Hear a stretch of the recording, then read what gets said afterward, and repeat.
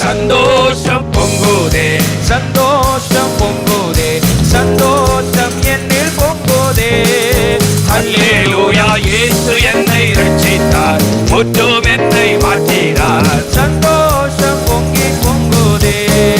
வழி தப்பி நான் தீரிந்தேன், பாவ பாடி அதை சுமந்தலைந்தேன். எங்கோ வழி தப்பி நான் தீரிந்தேன், பாவ பாடி அதை சுமந்தலைந்தேன்.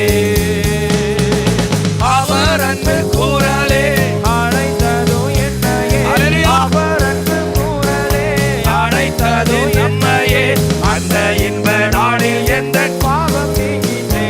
ஆமே, அந்த இன்ப நாளில் எங்கள் பாவம் நீங்கிட்டே. அல்லேலூயா. சந்தோஷம் பொங்குதே, சந்தோஷம் பொங்குதே, சந்தோஷம் என்னில் பொங்குதே.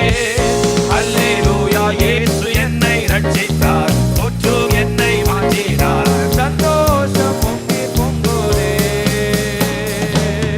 அல்லேலூயா. ஹல்லேலூயா. ஒன்றாவது சந்தோஷம் எதனால வருகிற சந்தோஷம்? ரட்சிப்பின் சந்தோஷம். அல்லேலூயா. ஹல்லேலூயா. அந்த விசுவாசத்தின் பலனாகிய ஆத்ம ரட்சிப்பை அடைகிறீர்கள்.